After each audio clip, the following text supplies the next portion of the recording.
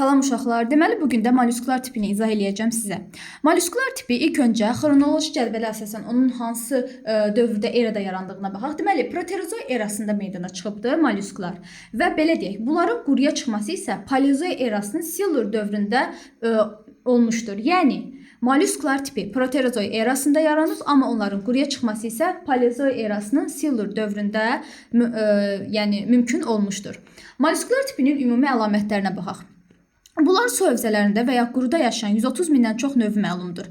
Əksəriyyətində bədən, baş, gövdə və əzələli ayaqdan ibarətdir. Bir çoxunda bədən xaricdən kirəş çanaqla əhatə olunmuşdur. Çanaq mollyusku qurumaqdan və digər əlverişsiz təsirlərdən qoruyur. Çanağın altında manti adlanan dəri törəməsi meydana gəlmişdir. Manti ilə bədən arasında manti boşluğu yerləşir. Mollyuskların da 3 əsas sinifi vardır. Qarnayaqlı mollyusklar, ikitaylılar və baş ayaqlılar. Qarnayaqlar sinifinə deməli, bunlarda bir çoxunun çanağı spiral halında burulmuşdur.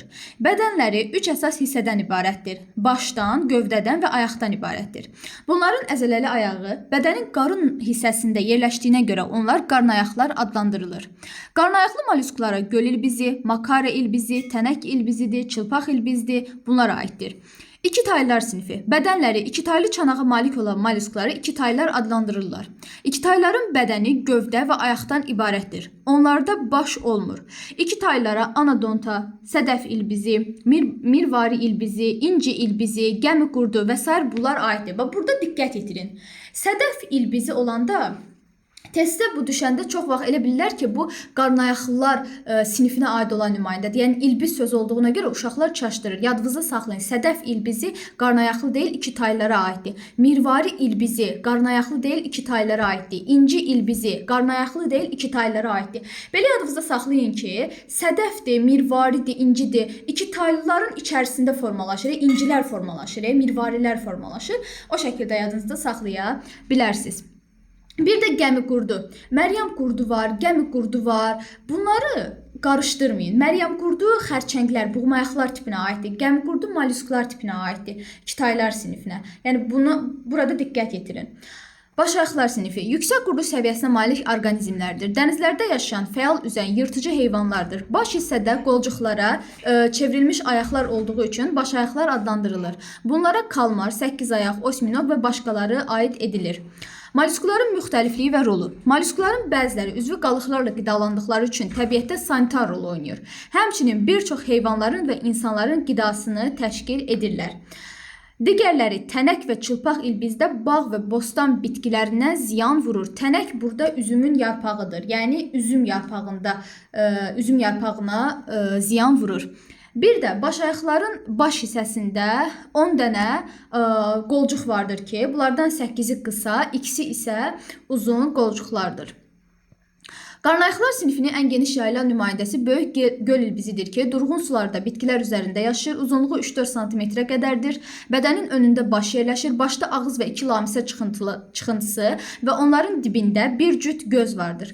Bədən xaricdən manti adlanan dəri qatı ilə, onun üzərində isə 5 buğuma, yəni malik olan spiral şəkilli kirəş çanaqla əhatə olunmuşdur. Bədənin sağ tərəfində də tənəffüs dəliyi yerləşir. Burada da görürsünüz bədənin sağ tərəfində. İkitaylılar sinifinin nümayəndəsi anodontanın uzunluğu 10 cm qədərdir. Su dibində yarıya qədər quma batmış vəziyyətdə oturaq həyat tərzi keçirir. Çanağının daxili qatı müxtəlif rənglərə bərq vuran parlaq sədəflə örtülmüşdür. Anodontanın bədəninin arxa hissəsində giriş və çıxış sifonları adlandırılan 2 dənə dəlik vardır. Onun çanaqları 2 qapayıcı əzələnin köməyi ilə qapanır. Çanaq aralandıqda anodonta tək ayağını və sifonlarını bayıra çıxarır. Deməli, çanaq aralandıqda anodonta həm ayağını, həm də sifonlarını bayıra çıxarır. Bir də ilk dəfə ağciyər məhz qarnayaqlarda meydana çıxmışdır. Yəni, mollyusklar tipinin qarnayaqlar sinifində meydana çıxmışdır. Baş ayaqlar sinifinə baxaq. Uzaq şərq kalmarının bədəni baş və gövdədən ibarətdir. Başda mürəkkəb quruluşlu gözlər, 10 ədəddə qolcuqla əhatələnmiş ağız yerləşir. Qolcuqların dediyimiz kimi ikisi daha iri idi, şikarın tutulmasında iştirak edirdi. Daxili səthində qidanı tutmağa xidmət edən çoxlu sayda sorumac yerləşir. Kalmarın ağzında quş dimdiyini xatırladan çənələr, bədənin yanlarında isə üzgəclər yerləşir. Çanağı yoxdur, o dərinin altında kiçik lövhəcik halında rudimet formada qalmışdır. Kalmar Kalmar və digər başayaqlı mollyusklar dəridəki pigment hüceyrələri sayəsində rəngini çox sürətlə dəyişə bilir və kamuflaj olunurlar, yəni gizlənmə qabiliyyətinə malikdirlər. Özlərini düşməndən qorumaq üçün. Burada mütləq tapşırıqlara baxarsınız. Mollyuskların həyat fəaliyyəti. Yuxarıda çərçivədə verilən hissəyə nəzər yetirək. Deməli deyir ki, Hollandiya və İngiltərənin iri sənaye şəhərləri yaxınlığındakı sahil sularında midya və istiridya mollyuskların ovu dayandırıldı. Buna səbəb insanlar tərəfindən qida kimi istifadə olunan bu iki taylı mollyuskların ətinin zəhərli olması idi. Burada oxuyanda bəzi uşaqlar düşünür ki, midya və istiridya mollyusklarının əti zəhərlidir. Həmişə zəhərlidir. Xeyr, belə bir şey yoxdur. Əslində midya və istiridya insanlar tərəfindən yeyilən mollyusklardır. Sadəcə olaraq burada deyir ki, iri sənaye şəhərləri yaxınlığında olan həmin suya pis tullantılar atıldığına görə midya və istiridyanın əti də o tullantılara görə zəhərli olur. Yəni sənaye şəhəri yaxınlığında olanlarınki zəhərlidir, yoxsa digərləri zəhərli deyildir.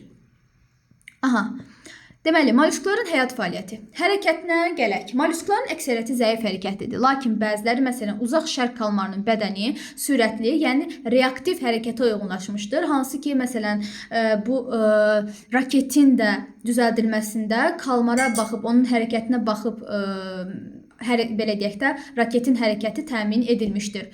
Onun manti boşluğunda dolan suyun xarica püskürdülməsi nəticəsində yaranan itələmə qüvvəsi kalmarın irəliləməsinə, yəni reaktiv hərəkətə səbəb olur. Həzm sistemi və qidalanması. İlk öncə onu deyim ki, ilk dəfə olaraq bunlarda qaraciyər yaranmışdır.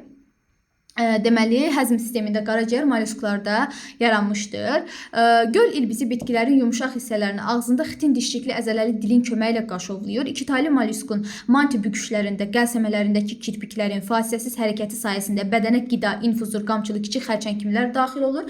Kalmar qidasını uzun qolcuqların və sormacların köməyi ilə tutur. Ağzında şikarı gəmirməyə xidmət edən buynuz çənələr olur. Mollyusklarda həzmdə qaraciyərdə iştirak edir. Gördüyümüz kimi qaraciyərin adı çəkildi. İlk dəfə mollyusklar tipində yaranmışdır bu qaraciyərdə.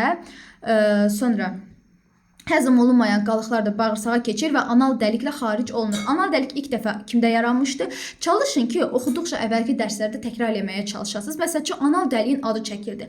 Anal dəlik ilk dəfə kimdə yarandı? Saq qurdlarda yarandı. Tənəffüs sistemi. İki taylarda və baş ayaqlarda tənəffüs qəlsəmələrlə, qarnayaqlarda isə qəlsəmə və ya ağciyər. Yəni qarnayaqların qəlsəmə olan da var, ağciyər olan da var da, yəni fərqlidir. Və bunlarda dediyimiz kimi ilk dəfə ağciyərdə məhz qarnayaqlarda meydana çıxıbdı. Sağ tərəfində də tənəffüs dəliyi yerləşirdi. Ağciyər özü Silur dövründə, həmçinin dövr olaraq da Silur dövründə meydana çıxmışdır. Qan dövranı gəldikdə, ürəkyanlı kisədə yerləşən ürək, mədəcik, bir göl ilbizi və ya 2 ədəd anadonta və kalmarda qulaqçıqdan ibarətdir. Yəni ürək bir ədəd mədəcikdən ibarət olan göl ilbizindədir və ya 2 ədəd mədəciyi varsa, yəni 3 kameraldırsa, anadonta ilə kalmarda. 2 kameralı ürək göl ilbizindədir, 3 kameralı ürəkdə anadonta ilə kalmardadır. Mədəciyin vurduğu oksigenlə zəngin olan qan damarlarla bədənə aparılır və burada bədən boşluğuna tökülür. Başayaqlı mollyusklardan başqa, çünki başayaqlı mollyusklarda qapalı qan damar sistemidir. Və yadınızda saxlayın, mollyusklarda, yəni başayaqlı mollyusklardan başqa qarnayaqlıdır, iki taylıdır. Bunlarda açıq qan damar sistemidir.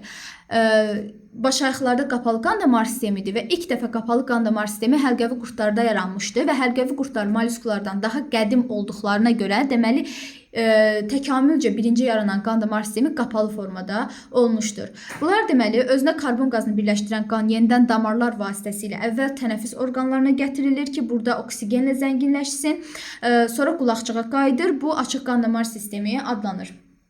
İfrazat sisteminə gəldikdə, ifrazat sistemi bir yaxud 2 böyrəkdən ibarət olur. Böyrəyin qıf şəkilli hissəsi ürəkyanı kisəyə tökülür, diqqətli olun. Digər ucu da manti boşluğuna açılır. Sinir sistemi, qarnayaqlı və iki taylarda sinir sistemi bir neçə cüt sinir düyünü və onlardan çıxan sinirlərdən təşkil olunur.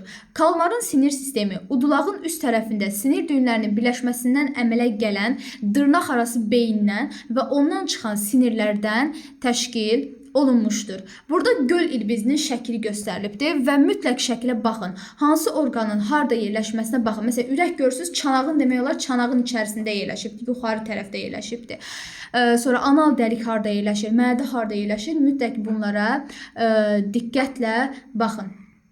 Hiss orqanlarına gəldikdə də göl ilbizində hissiyatda iştirak edən lamisə çıxıntıları və gözlər var. İki taylarda baş olmadığına görə xüsusi hiss orqanı da yoxdur. Kalmarda yaxşı inkişaf etmiş hiss orqanları mürəkkəb quruluşlu gözlər və bir də müvazinət orqanı olur. Kalmarda müvazinət orqanı da olur. Bu sözə də diqqət yetirin.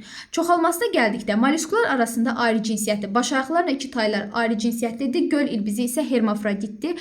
Göl ilbizi hermafrodit olsa da belə deyək də, düzünə inkişaf edir. Yəni bunlarda sürfə yoxdur. Mayalanmış yumurtalardan kiçik ilbizlər çıxır. Sürfəsi olmadığına görə düzünə inkişaf edir. Amma anadonta isə anadonta. Deməli, spermatozoidlar su vasitəsilə gəlir dişinin manti boşluğuna. Orada mayalanma prosesi baş verir. Mayalama prosesi baş verir və orada mayalanmış yumurtalardan sürfələr əmələ gəlir. Sonra bu sürfələr çıxış sifonları vasitəsilə kənara çıxır, su mühitinə çıxır və balıqların bədəninə yapışırlar. Yəni anadonta iki taylıların sürfələri anadontanın sürfəsi parazitdir. Bəs niyə yapışır? Çünki bunlar miqrasiya etməlidir. Yəni yerlərini dəyişə bilməsi üçün məcburdur ki, bu sürfələr parazitlik edib sürətli üzən balığın bədəninə yapışsın və yerini dəyişə bilsin. Bir də deməli onu da qeyd edeyim ki, bu çoxalmadan kənar ilk dəfə göz billuru var kalmarda yaranıbdır. Yəni onlarda da billur var, gözlərində billur var kalmarda. Sonra anadontanın inkişafı da sürfə olduğuna görə dolayı inkişaf deyirik buna. Dolayı şəkildə inkişaf eləyir. Bir də yadınızda nə saxlayarsınız? Arteriya ilə vena damarları da mollyusklarda yaranıbdır. Bəs kapilyarlar kimdə yaranmışdı? Biz dedik, həlqəvi qurtlarda 5-7 ədəd kapillyar damarı nisbətən genişlənərək ürək vəzifəsini yerinə yetirirdi. Onların döyülməsi nəticəsində qan bədənə vurulurdu.